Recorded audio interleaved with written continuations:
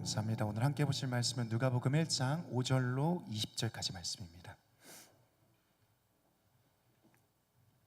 누가복음 1장 5절로 20절까지 말씀. 우리 다 찾으신 줄 알고 교독하도록 하겠습니다. 유대왕 헤롯 때에 아비야 반열에 제사장 한 사람이 있었으니 이름은 사가랴요, 그의 아내는 아론의 자손이니 이름은 엘리사벳이라.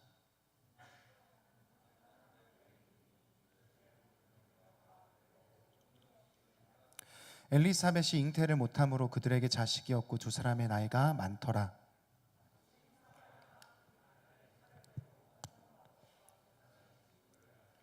제사장의 전례를 따라 제비를 뽑아 주의 성전에 들어가 분향하고 주의 사자가 그에게 나타나 향단 우편에 선지라. 천사가 그에게 이르되 사가랴여 무서워하지 말라. 너의 간구함이 들린지라. 내 아내 엘리사벳이 내게 아들을 낳아 주리니 그 이름을 요한이라 하라.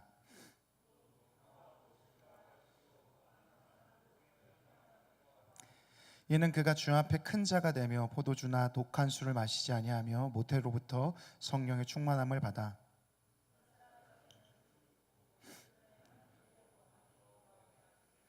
그가 또 엘리야의 심령과 능력으로 주 앞에 먼저 와서 아버지의 마음을 자식에게 거스르는 자를 의인의 슬기에 돌아오게 하고 주를 위하여 세운 백성을 준비하리라.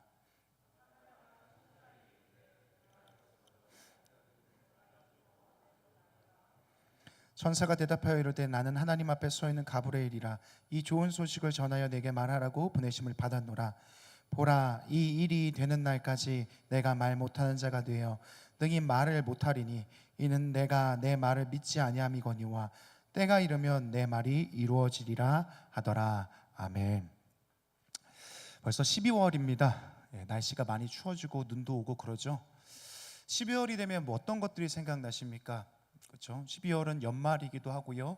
우리 교회에게 있어서는 되게 중요한 어떤 날이 한 날이 있는 그런 달이기도 합니다. 우리 교단에서는요, 의무적으로 지키지는 않지만요, 절기상 지금 우리가 지나가고 있는 이 주간을요 대림절이라고 얘기합니다. 그러니까 크리스마스가 오기 전 4주 동안 예수의 나심을 기억하고 기념하는 그런 기간이었습니다. 그래서 사실 지난주에 목사님 설교를 안 하셨으면 제가 이제 크리스마스 설교를 계속 이어서 해 나가려고 했거든요. 한 주가 늦었지만 좀 대림절 기간을 기억하면서 성탄에 대한 이야기들을 좀 해보려고 합니다. 사실 예수가 이 땅 가운데 오신 거는요, 성도인 우리에게 있어서 되게 엄청 중요한 이야기잖아요.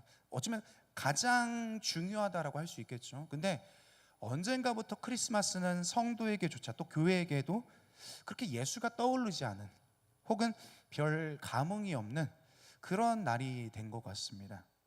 그런데도 교회는 뭐라고 해요? 되게 기쁜 날입니다. 막 기뻐하십시오. 막 그런 얘기를 하죠. 그래서 막 성탄 예배 드리고 미리 전부터 뭐 이런 찬양하잖아요. 기쁘다 구주 오셨네 막 이러라고 하잖아요. 근데 사실 우리가 그렇게 기쁜가? 그렇지 않다는 거예요. 이 날이 정말로 우리에게 기쁨인가에 대해서 그게 막 와닿지 않는다는 거죠. 언젠가부터 그래서 교회는 이런 얘기를 하기 시작합니다. 무슨 얘기를 하면 성탄절 교회의 메시지가 뺏겼다요. 뺏겼다. 어떤 것이 뺏겼냐 이런 거죠. 우리가 성탄절을 세상에 뺏겼다는 거예요. 아니면 뭐 산타에게 뺏겼다, 아니면 뭐 연인에게 뺏겼다, 막 이렇게 혼내죠. 뺏기면 안 돼요 여러분, 기쁨 뺏기면 안 됩니다, 막 이런 얘기를 하죠. 근데 그게 혼낸다고 그렇게 돌아오나, 억지로 막 기뻐지진 않겠죠. 방향이 틀렸다는 생각이 듭니다. 기쁨 왜 뺏겼어요? 막 이렇게 막 윽박지르는 건 방향이 아니라고 생각해요. 그것보다 저는 이런 걸 먼저 생각해야 된다고 생각하죠. 왜 우리가 기쁘지 않을까? 기쁨의 소식이 전해진 날인데, 우리에게 되게 중요한 날임에도 불구하고 왜 우리가 기쁠 수가 없는가? 오늘은 그것에 대해서 우리가 좀 이야기해 보려고 합니다. 최근에 한 가까운 목사님하고요 그런 이야기를 했습니다. 이분은 이제 담임 목사를 준비하고 계셔요. 이 과정을 청빙 준비라고 하거든요. 이 청빙을 하기 위해서 계속 이제 이력서도 내고 교회 면접도 보고 그런 과정 중에 있는 목사님입니다. 이분이요 몇 번을 되게 아쉽게도 최종까지 가지 못하고 1차, 2차 이렇게 하다가 계속 떨어지는 경험들을 하셨습니다. 물론요 이 청빙 과정이요 쉽지 않습니다. 물론 붙고 떨어지는 것들이요 다반사예요. 늘 항상 있는 겁니다. 근데 정말로 이분이 되게 힘들어했던 건요, 좀 떨어지고 붙고 이런 것보다요, 주변에 어떤 목사님들은 보이지 않는 혈연, 지연, 학연 이런 라인들이 있어가지고, 그러니까 이 세계에도 금수저, 은수저가 있는 거예요. 그래가지고 본인은 나름 막 아등바등 막 힘겹게 막 하는 그런 일들을 너무 쉽게 되는 거예요. 아버지가 목사여서, 뭐 삼촌이 목사여서, 아는 분이 목사여서, 같은 학교여서, 그러다 보니까 나는 아무런 것도 갖지 못한 흙수저인데, 게다가 막 나이가 드니까요, 막 압박감이 오는 거죠. 가족들도 있고요, 계속 시간은 지나가고요, 마음이 계속 무거운 겁니다. 그래서 이런 생각을 하시는데, 요즘엔 내가 과연 뭘 할 수 있을까? 과연 내가 될까? 이런 생각이 드신다고 하더라고요. 이 이야기를 들으면서 사실 저도 얼마 남지 않았습니다. 참 안타까웠던 건요, 이분이 너무 좋은 분이라는 거예요. 너무 좋은 성품이시고 어디 가서든지 잘하실 분이고 설교도 너무 잘하시고요, 어떤 자리에 있으면요, 제가 나서서 소개시켜드리고 싶을 정도로 진짜 좋은 목사님입니다. 좋은 분인데 현실은 어때요? 답답한 거예요. 역설적이죠. 좋은 사람인데 좋게 되지 못해요. 때때로 우리의 삶엔요, 이런 역설들이 있어요. 그래도 나는 좀 열심히 일상생활 했는데, 그래도 남들한테 의인까지는 아니더라도 악하다는 소리는 듣지 않고 살았던 것 같은데, 내 앞에 놓여진 현실들이 그렇지 못할 때에 우리의 마음이 어때요? 막 무너지는 거예요. 도대체 내게 왜 이런 일이 일어나지? 왜 내 앞길은 열리지 않지? 왜 나는 이렇지? 이런 현실의 역설 속에서 우리가 마땅히 기뻐해야 될 상황에서도 기뻐할 수 없는 거예요. 기대할 수 없는 거죠. 오늘 우리가 읽은 누가복음 1장 말씀 속에서는요, 이 기쁨의 소식 가운데서도 기뻐하지 못하는 사람들에 대한 이야기가 1장 가운데 담겨져 있습니다. 먼저 5절에는요, 세례 요한이라는 사람의 부모가 등장합니다. 아버지의 이름은 사가랴고, 직업은 제사장입니다. 또 어머니의 이름은 뭐냐? 엘리사벳이고요, 아론의 자손이라고 되어 있는 걸 보니까 이 어머니 역시도요, 제사장 가문의 일원입니다. 여러분, 세례 요한 잘 알잖아요. 그의 어머니와 아버지에 대한 이야기죠. 세례 요한이 태어나기 전의 이야기예요. 그리고 성경은요, 이 두 사람에 대해서 이렇게 소개합니다. 누가복음 1장 6절인데 한번 띄워주시겠습니까? 같이 한번 읽어보겠습니다. 이 두 사람이 하나님 앞에 의인이니 주의 모든 계명과 규례대로 흠이 없이 행하더라. 무슨 얘기를 합니까? 이 두 사람이요, 의로운 사람이래요. 흠이 없었대요. 너무 좋은 사람이었대요. 이것을 단지 우리가 이걸 볼 때 그냥 되게 훌륭한 신앙인이었다, 착한 사람들이었다, 그냥 그들에 대한 평가로 넘어갈 수 있겠지만요, 사실 여기엔 다른 의미가 있습니다. 이 당시에 제사장들은요, 약 1만 8천 명 정도 되는 제사장들이 유대 이 사회 가운데 있었다고 해요. 그러니까 제사장은 어떤 사람들이냐? 저 같은 사람들이에요. 목사 같은 사람들이죠. 제사를 담당하고 예배를 담당하고 분향을 담당하는 그런 사람들입니다. 근데 그 중에서 1만 8천 명의 사람들 중에서 이 제사장 가문 출신의 귀족 정치 세력이라고 할 수 있는 그런 집단이 있습니다. 그걸 뭐라고 하냐? 사두개인이라고 얘기해요. 들어봤죠? 사두개인들이요. 그러니까 제사장 안에서도 하이 클래스가 있는 거죠. 아마도 그 사람들을 이제 사두개인이라고 불렀던 건요, 다윗과 솔로몬 시대로 거슬러 올라갑니다. 그때에 대제사장이었던 사독이라는 사람이 있었거든요. 그 사람의 이름으로부터 이 명칭이 비롯된 것 같습니다. 어쨌든요, 지금 이 당시의 사두개인들은 어떤 사람들이냐? 한마디로 얘기하면 종교사업가입니다. 그들은 성전의 모든 것을 관리해요. 제사, 환전, 제물, 이런 판매 구조를 성전 가운데 도입합니다. 장악하고 있어요.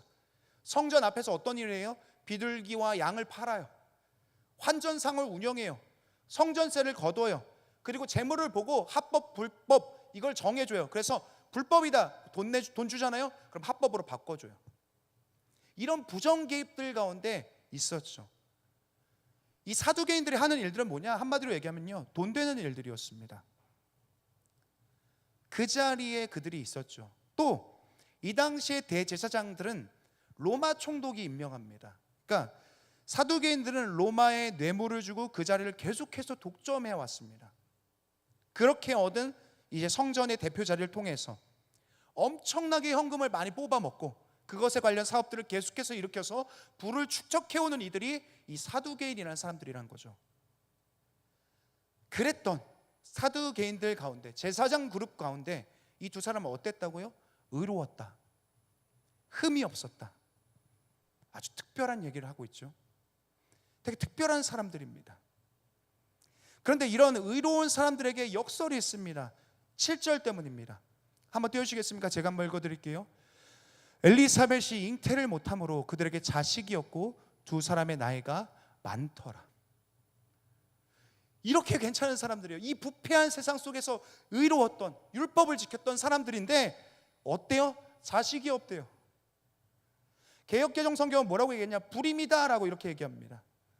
아이가 죽거나 잃어버린 게 아니라 오래전부터 아기가 생기지 않았고 이제는 나이가 많이 들어서 확정적 불임 가운데 놓여진 상황이라는 거예요. 근데 이게 왜 역설이냐? 지금이야 뭐 불임이나 남임이나 어디서 막 많으니까요. 그냥 인식 자체도요. 그런 얘기 들으면 뭐 그런갑다, 되게 안타깝다 그렇게 넘어가겠지만요. 이 당시 불임에 대한 해석은 딱 한 가지입니다. 뭐냐? 하나님이 내리신 심판이라는 거예요. 불임? 아기가 없어? 저주받았네. 뭐 잘못했어? 이런 얘기를 했다는 거예요. 물론 우리는요 지금 성경을 보니까요 이 부부가 의로웠다는 평가 때문에 이 사람들이 벌받을 만한 사람, 저주를 당할 만한 사람이 아니라는 걸 잘 알고 있습니다. 그렇지만 이 당시의 사람들은, 특히 본인들은요 그렇게 생각할 수가 없었다는 거예요. 우리가 뭐 문제가 있나? 우리의 삶에 뭔가 잘못이 있나? 그렇기 때문에 이 두 사람이 짊어졌던 고통이라는 건요 얼마나 무거웠을까 우리가 생각해 봐야 된다는 거예요. 자식이 없는 것도 서럽고 슬퍼요. 근데 사는 것도 어때요? 죄인된 심정으로 사는 거예요. 자기들도 스스로 그렇게 생각해요. 근데 다른 사람들도 다 뒤에서 그런 얘기를 했을 거예요. 아니 뭔 그런 큰 죄를 졌길래 저래? 저렇게 재수가 없어? 저렇게 저주를 받았어? 오히려 사두개인 같은 사람들은 어때요? 애 잘 낳고 부자 되고 잘 먹고 잘 사는데 이 의롭고 흠없는 사람들은 오히려 고통스럽게 사는 거예요. 이게 바로 너무 역설이라는 거죠. 저는요 너무 좋은 사람들이잖아요. 잘 돼야 되잖아요.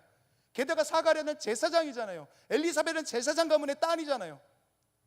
그러니까요 더 잘 돼야 되는 거 아니에요? 저는요 제가 전에 목사가 되기 전에요 이런 얘기를 되게 많이 들었어요. 목사가 되면 있잖아 아파도 안 돼. 아니 아파도 아프다고 하면 안 돼. 목사가 되면 있잖아 너 망하면 안 돼. 아니 망해도 망했다고 하면 안 돼. 목사는 언제나 잘 돼야 돼. 목사는 복 받은 것처럼 보여야 돼.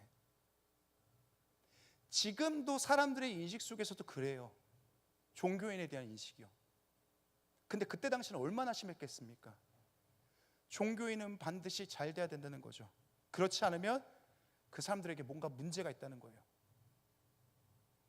그런데 이렇게 의롭게 살아온 이들에게 당면한 것은 뭡니까? 복이 아니라 저주예요. 그러니까 얼마나 역설적인 겁니까? 그럼에도 불구하고 이 두 사람은 어땠다라고 성경은 기록합니까? 하나님 앞에서 자신들의 의로움을 포기하지 않고 그럼에도 불구하고 지켜나갔다는 거예요. 저는 이거 되게 대단하다고 생각해요. 쉬운 얘기가 아니잖아요. 스스로를 무엇이라고 생각하든지 주변 사람들이 그들을 뭐라고 얘기하든지 자기들의 믿음을 지켜나가요. 우리들 중에서도 그런 사람들이 있습니다. 한번 좌우 옆 사람 좀 쳐다볼까요? 네. 잘생긴 사람도 있고 못난 사람도 있고 이쁜 사람도 있고 아닌 사람도 있지만 겉으로는 괜찮아 보여요. 근데 다 속이 썩어 있어. 때로 이런 불평이 나와요. 도대체 하나님 나만 왜 이래요? 도대체 이해되지 않는 이 상황은 뭡니까? 근데 이 사람들이 너무 귀한 사람들이에요. 자리를 지켜요. 하나님 앞에 의롭게 살려고 애써요. 자기의 역설적 상황이 주어졌음에도 불구하고요. 머리로는 이해가 안 되고요. 설명할 수 없고 납득되지 않은 상황이 삶에 있지만 그 거북하고 부담스러운 것을 꿀꺽 삼켜 넘기는, 힘겹게 삼켜 넘기는 사람들이 우리 가운데 있어요. 그래서 우리 한번 좀 이렇게 인사했으면 좋겠습니다. 옆 사람 보면서요, 올 한 해도 정말 고생하셨습니다. 진짜 수고했습니다. 정말 고생했어요. 오늘 이 사가랴와 엘리사벳 부부도 그랬죠. 지켜내는 거예요. 그리고 나서 장면이 바뀝니다. 8절입니다. 한번 읽어보겠습니다. 1장 8절 읽겠습니다. 마침 사가랴가 그 반열의 차례대로 하나님 앞에서 제사장의 직무를 행할세. 아까 이 제사장들이요 한 1만 8천 명 정도 된다고 했잖아요. 이들을요 어떻게 하냐면 24개의 조로 나눕니다. 24개의 조로 나누면 한 조당 700명씩 됩니다. 1만 8천 명이요. 또 그 안에서 이 24개의 조에서 또 50명씩 소그룹을 또 나눠요. 이 50명의 소그룹이요 뭐 어떤 걸 하냐면 한 주간의 당직을 쓰는 거예요. 한 주간 예배에 어떤 전담을 맡는 겁니다. 하루에 2번 정도의 예배가 드려졌거든요. 총 14번이죠. 그러면은 50명 중에서 또 어떻게 해요? 14명만이 이 예배 가운데, 제사 가운데 분향하러 들어가는 거예요. 결론적으로는요 1만 8천 명 중에 제사장 중에서 한 명의 제사장이 분향한다는 건요, 예배를 전담한다는 건 운이 없으면 평생 동안 한 번도 할 수 없는 거예요. 근데 오늘 말씀을 보니까 어떻게 되어 있어요? 이 사가랴가 마침 그 분향하는 자리에 나아가게 됐다 이렇게 얘기해요. 홀로 들어가게 되는 거예요. 그리고 그 홀로 있는 자리에서 갑자기 천사가 나타납니다. 그리고 말합니다. 1장 13절입니다. 제가 읽어드릴게요. 천사가 그에게 이르되 사가랴여 무서워하지 말라. 너의 간구함이 들린지라. 내 아내 엘리사벳이 내게 아들을 낳아주리니 그 이름을 요한이라 하라. 무슨 말을 하지요? 천사가요 내 간구를 들었다. 내 기도를 들었다. 사가랴가 했던 간구가 어떤 것이었을까요? 여러분 짐작하지 않겠습니까? 뭐 어떤 것 같아요? 뭘 바랬을까요? 뭘 기도했을까요? 생각해보세요. 사모님 뭐 했을 거세요?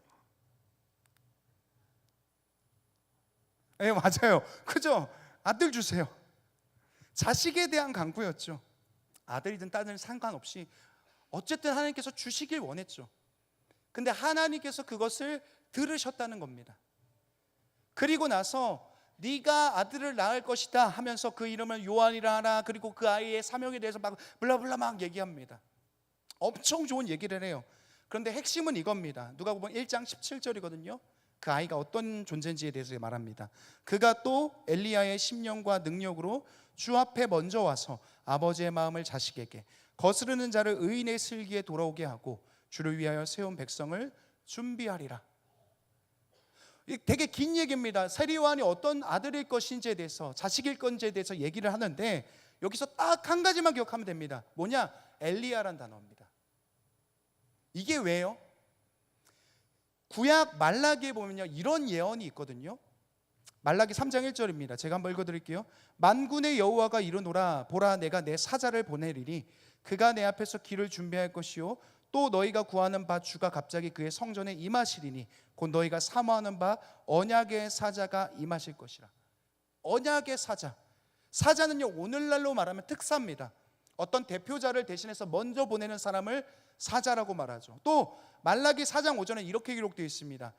보라, 여호와의 크고 두려운 날이 이르기 전에 내가 선지자 엘리야를 너에게 보내리니. 그러니까요 오늘 천사가 사가랴한테 하는 얘기가 뭡니까? 이 핵심적인 얘기가요, 네 아들이 구약에서 말하는 그 엘리야야. 네 아들이 그 메시아보다 먼저 특사를 보내줄 그 사람이야. 이 얘기를 하는 거죠. 사실 이거 들으면 얼마나 좋은 거예요. 기분 되게 좋을 건데요, 엄청 좋은 소식이죠. 지금 이 소식은요 사가랴 자신에게 엄청난 빅 이벤트인 겁니다. 드디어 애가 생긴대요. 수십 년 동안 기다렸던 그런 애기입니다. 근데 보통 얘기가 아니에요. 특사래요. 또 한 가지는 뭡니까? 지금 사가랴만 좋은 게 아닙니다. 사가랴뿐만 아니라 유대인들 모두에게도 좋은 소식이에요. 메시아에 대한 소식이 있으니까요. 특사가 보내주면 뭡니까? 곧 메시아가 임할 거라는 거죠. 그러니까 지금 이 소식은요 두 가지 이벤트에 대해서 얘기하죠. 사가랴의 아들에 대한 이야기 뿐만 아니라 메시아가 오실 것에 대한 이야기. 진짜 가슴 뛸 만한 이야기잖아요. 어디 가서 막 말하고 싶을 정도로요. 야 그런데, 야 이렇게 된대, 이렇게 좋대, 그런 거잖아요. 근데 문제는 여기서 사가랴의 반응입니다. 그가 뭐라고 얘기합니까? 1장 18절입니다. 같이 한번 읽어봤으면 좋겠습니다. 시작. 사가랴가 천사에게 이르되 내가 이것을 어떻게 알리요? 내가 늙고 아내도 나이가 많으니이다. 사가랴가 천사한테 이렇게 얘기하죠. 내가 이것을 어떻게 알겠습니까? 이게 무슨 말입니까? 우리 식으로 하면 이런 거죠. 에? 아들 온대. 아들 줄게. 에? 메시지 성경 이 부분은 이렇게 번역해요. 저보고 이걸 믿으라고요? 믿겠다는 말입니까? 못 믿겠다는 말입니까? 못 믿겠다는 거죠. 그가 왜 이런 반응을 할까요? 그가 이렇게 이어서 말합니다. 우리는 나이가 많아서 글러 먹었다는 거예요. 불가능하다는 거죠. 오늘 이 사가랴가 보이고 있는 이 반응이요, 이 정색의 반응이죠. 그의 반응을 통해서 우리가 한 가지 사실을 알 수 있습니다. 그건요, 아마도 이 아이를 갖게 해달라고 했던 이 사가랴와 엘리사벳의 간구는요, 지금 현재의 기도 제목이 아니라 과거의 기도의 제목이었다는 거예요. 물론 아주 오랫동안 기도했겠죠. 아이를 주십시오. 자식을 주십시오. 한 2년, 3년, 5년 자식을 주십시오. 10년 자식을 주십시오. 20년 자식을 주십시오. 그러던 어느 순간에 이 기도를 멈춘 거예요. 왜요? 이 생각이 들었으니까요. 안 되나 보다. 이제 안 들어주실려나 보다. 우리 가정엔 아이는 없나 보다. 이제 진짜 나이가 들어가지고 안 되겠다 하고 이 기도를 멈춘 거죠. 그가 만약에 계속해서 기도했던 사람이었다면요, 이 말을 듣는 순간 이렇게 반응할 수가 없어요. 막 뒤집어졌겠죠. 막 소리를 질렀겠죠. 분양하는 가운데서도요. 사람들이 다 알아봤을 거예요. 쟤 무슨 일 있나 보다. 그런데 그는 오히려 정색합니다. 반문하죠. 나보고 이걸 믿으라고요? 기쁨의 소식이 그에게 전해졌지만 그는 전혀 기쁨으로 반응하지 못합니다. 그 결과 어떻게 되죠? 1장 20절입니다. 보라, 이 일이 되는 날까지 내가 말 못하는 자가 되어 능히 말을 못하리니 이는 내가 내 말을 믿지 아니함이거니와 때가 이르면 내 말이 이루어지리라 하더라. 이제 사가랴가 어떻게 되냐면 10달 동안 벙어리가 됩니다. 그리고 이후 아들이 요한이 탄생한 후에 그때서야 입이 열려져서 막 찬양을 불러요.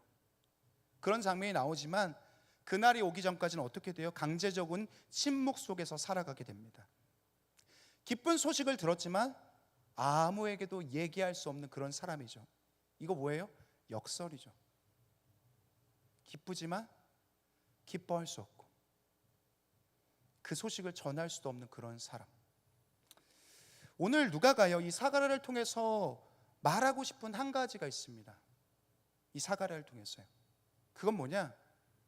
우리의 삶에 때때로 나타나는 역설적 현실, 그것은요, 역설적인 신앙인을 만든다는 거예요. 무슨 말이냐면 이런 거죠. 그는 흠없고 의롭고 제사장 가문의 사람, 종교인, 그런데 복이 아니라 저주 같은 상황이 주어지는 역설적 현실 속에서 그는 어떻게 바뀌어요? 기도하지만 실제로 그게 이루어질 거라고 기대하지 않아요. 기다린다고 말하지만 전혀 기대하지 않아요. 아들을 준다고 해도 믿음으로 반응 못해요. 기쁜 소식을 들어도 아무한테도 얘기할 수 없어요. 우리 삶에 나타나는 역설적 현실은요, 우리로 하여금 어떠한 기대도 기쁨도 사라지게 만든다는 거예요. 이게 바로 역설적인 신앙인의 모습이죠. 근데 이 모습은요, 지금 사가랴 한 사람만이가만 그런 게 아니에요. 이 성경이 쓰였을 때, 이 당시 성경이 쓰였을 때요, 지극히 비관적인 현실 때문에 낙담한 하나님의 사람들이 있습니다. 그들을 대표하는 것이 지금 이 사가랴의 모습이라는 거예요. 사가랴는 그냥 대표자 중 한 명이에요. 그 역설적 현실 가운데 역설적인 신앙인이 된 대표.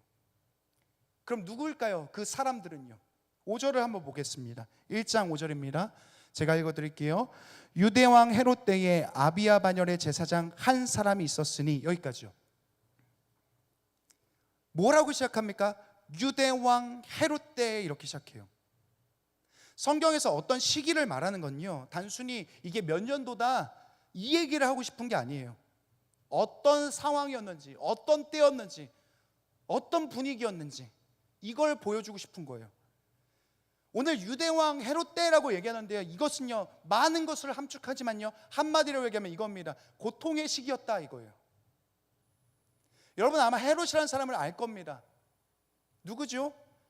예수의 탄생 소식을 듣자마자 베들레헴으로 사람을 보내서 만 2세 아이들 다 죽여라 명령했던 그 헤롯 왕이죠. 그는요 백성들의 고열을 빨아먹고 자기의 왕권과 부여함에 집착하는 탐욕스러운 사람입니다. 지금 유대인들은요 그런 왕 아래에서 살아가고 있어요. 허덕허덕하고 있죠. 그런데 이 헤롯을 세운 건 또 누구냐? 로마 제국입니다. 로마 황제죠. 당시의 유대인들은요 헤롯뿐만 아니라 그 위에 더 높은 사람들이 있었죠. 로마의 사람들입니다. 그들의 식민 통치를 받고 있었어요. 그러니까 지금 헤롯의 시기라는 말은요 유대인들이 경험했던 어떤 정치적인, 어떤 경제적인 아주 고통스러운 그런 시기였음을 오늘 말해주는 겁니다. 이러한 헤롯 때에 그들에게 이런 너무 허덕거리는, 너무 갈급한, 너무 메말른 그런 삶 가운데 위로와 회복을 줘야 되는 곳이 어디입니까? 성전이죠. 하나님 앞이어야 돼요. 제사장들이어야 됩니다. 그런데 그 제사장들의 대표인 사두개인들은 뭘 하고 있다고 했어요? 더 고요를 빨아먹는 거예요. 없는 가운데서도 끝까지 골수까지 빼먹는 거예요. 더 공고하게 만들죠. 그러니까 백성들의 삶은 어떤 겁니까? 어디에도 기댈 데가 없는 거예요. 그러니까 하늘 보면서 이러는 거죠. 하나님 제발 메시아를 보내주십시오. 우리의 삶이 너무 힘듭니다. 우리의 삶이 너무 공고합니다. 우리를 좀 구해 주십시오. 울부짖던 시대가 헤롯의 시대라는 거예요. 그런데 우리는 이미 사가랴를 봤죠. 천사가 사가랴에게 자식을 준다라고 하자 정작 어떻게 반응합니까? 당황하고 믿지 못해요. 그런 역설을 우리가 봅니다. 마찬가지로요 지금 이들도요 메시아를 기다린다고 메시아를 보내주십시오 막 이렇게 외치고 있지만 이 유대인들에게도 동일하게도 그 모습이 투영되어집니다. 말로는 메시아를 기다린다고 해요. 그런데 정작 이런 생각인 거죠. 오시긴 오실까? 정말로 그가 오면 달라질까? 정말 메시아가 있을까? 하면서 내심 기대조차 하지 않는 것이 이 유대인들의 모습이라는 거예요. 누가는 그걸 지적하고 있는 거죠. 그래서 천사가 사가랴에게 이렇게 말합니다. 19절 20절인데요 제가 읽어드리겠습니다. 천사가 대답하여 이르되 나는 하나님 앞에 서 있는 가브리엘이라. 이 좋은 소식을 전하여 내게 말하라고 보내심을 받았노라. 보라, 이 일이 되는 날까지 내가 말 못하는 자가 되어 능히 말을 못하리니 이는 내가 내 말을 믿지 아니함이거니와 때가 이르면 내 말이 이루어지리라 하더라. 천사가 뭐라고 얘기합니까? 자기가 좋은 소식을 전하러 왔대요. 너무 기쁜 소식이죠. 그런데 어떻게 말합니까? 네가 내 말을 믿지 않았으므로. 이 천사의 말은요 이 사가랴 한 사람에게만 말하는 게 아니에요. 이 당시 메시아에 대한, 어쩌면 그들이 기다린다고 말하지만 실제는 기다리지 않았던 역설적인 믿음을 품었던 그 당시 사람들의 뼈를 때리는 말입니다. 그리고 오늘 이 이야기는요 지금도 역설적인 현실 속에서 살아가고 있는, 그래서 역설적인 신앙으로 변해가고 있는 우리들에게도 동일한 질문을 던집니다. 여러분은 하나님 정말로 기대합니까? 여러분은 정말로 기도하면 하나님이 들으신다라고 생각합니까? 정말로 여러분 하나님에 대한 믿음이 있습니까? 이 질문을 하는 거예요. 기다린다고 말하는데 안 기다려요. 기대한다고 하는데 기대하지 않아요. 믿음이 있다고 말하는데 믿음은 없어요. 오늘 이 사가랴의 이야기는 우리의 이야기이기도 해요. 그리고 제 이야기이기도 합니다. 요즘 청년들의 소식을 들으면요 안타까운 소식들이 참 많이 있어요. 정말 가슴 아플 때가 많아요. 어떤 때는요 막 울면서 걸어 다닐 때도 있어요. 너무 마음이 아파서요. 진짜 막막한 현실이 있는 사람들이 있거든요. 그래서 제가 이런 말이 잘 안 되는 거예요. 그냥 힘내, 기도할게, 이것조차 말할 수가 없어요. 입이 안 떨어져가지고요. 저는요, 사실 그런 사람들 앞에, 그런 현실에 닥친 청년들한테 선포해야 되는 사람들이에요. 막 객기로라도요, 그래도 하나님 살아계시다, 야 그래도 하나님 너 도우실 거야, 야 그래도 기도해야 돼, 이렇게 말해야 되는 사람인데 자신이 없는 거예요. 솔직히 말하면 그랬어요. 제 속에서요, 내가 기도하면 정말 될까? 정말로 하나님 도와주실까? 정말 하나님이 기억하실까? 이렇게 막막한데 청년들의 현실이 너무나도 역설적이니까요, 제 마음이 막 흔들리는 거예요. 마치 사가랴처럼 그러는 거죠. 정말로 제게 그런 일이 있겠습니까? 하는 말처럼 이 의심이 저를 되게 무기력하게 만들었어요.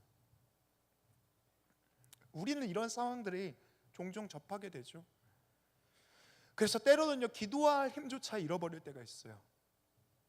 저는 어쩌면요, 요즘 청년들이 뭐 골방도 안 오고 금요기도회도 안 오고 막 기도도 하러 오지 않는 이유는요, 이런 이유 때문이지 않을까 생각해요. 삶이 너무 역설적인 거예요.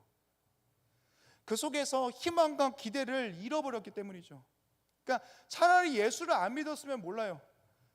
그러면 세상 사람들처럼 안 좋은 일 있을 때 아이 뭐 액땜한다, 뭐 업본갑다 그러고 넘어가겠는데, 우리는 예수를 믿어요. 열심히 믿어요. 봉사도 했어요. 근데 삶에 닥친 어떤 역설적인 상황 때문에 이 사가랴 같은 마음이 든다는 거예요. 기도하면 뭐 돼? 내게 정말 그런 일이 일어날 수 있어? 그런 일들이 우리 가운데 일어난다는 거예요. 이런 현실은요, 우리의 신앙을 역설적으로 만들어가요. 기쁨이 주어져도 기뻐할 줄 몰라요. 믿음의 소식이 저더러 믿지를 못해요. 기도해도 기대를 하지 않아요. 그것이 우리가 당면한 문제라는 거예요. 근데 오늘 성경은요, 이러한 역설의 이야기를 숨기지 않습니다. 이렇게 포장할 수 있지 않아요? 의로웠던 사가랴, 제사장 사가랴, 자식 많이 낳고 잘 먹고 잘 살고 형통했더라, 하나님이 복 주셨더라, 이렇게 말할 수 있잖아요. 근데 그렇게 거짓말하지 않아요. 성경은 그대로 말해요. 아무리 의로워도, 아무리 제사장이어도, 아무리 좋은 성도여도 삶의 이런 삶이란 언제나 예측대로 흘러가지 않고 믿음과 현실이 어긋나는 순간들이 우리 모두에게 있다고 말해요. 저에게도 여러분에게도요. 인간의 삶이란 그런 거예요. 역설적이죠. 왜 이런 역설이 우리에게 있을까요? 저는 모르겠습니다. 답할 수가 없어요. 근데 한 가지 이 역설을 통해서 제가 묵상하게 된 게 있습니다. 성경이 말하는 하나님은요, 그 자신이 역설적인 분이라는 거예요. 하나님이 역설적인 하나님입니다. 성경 하나님이 이렇게 묘사해요. 너무 높은 분이다. 도무지 낮아질 수 없는 분이다. 근데 지극히 낮아지셨다. 죽음을 넘어서시고 초월하시는 분이시다.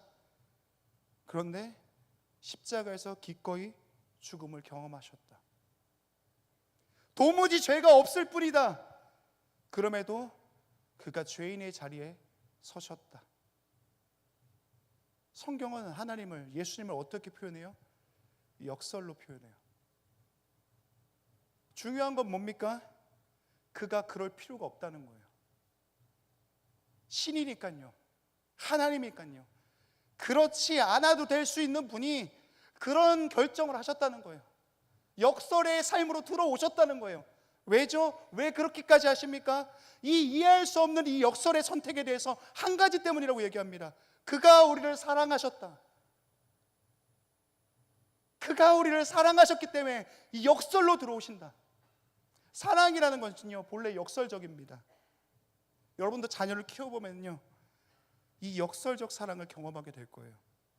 누군가 그러더라고요. 한 생명을 키운다는 건 그 존재가 싼 똥을 치우는 거다. 진짜 끄떡였어요. 저는 엊그저께도 연서 세면대에서 엉덩이 닦아주다가 손으로 똥을 받았거든요. 부지기를 했어요. 근데 괜찮았어요. 아무렇지 않았습니다. 내가 싼 똥 내 손으로 만지는 거 더러워요. 하기 싫은 일입니다. 남이 싼 똥 치우는 거 그게 가능합니까? 사랑하면 돼요. 하나님께서 왜 역설 가운데, 역설의 삶으로, 그러지 않으셔도 되는 분이 왜 역설 가운데 들어오십니까? 우리가 싼 똥을 치우기 위해서요. 진짜 사랑은 언제나 역설을 입고 나타납니다. 강한 사람이 약한 이를 위해서 자기를 낮추는 거예요. 내 입에 들어갈 것을 빼서 다른 사람의 입에다가 넣어주는 거예요.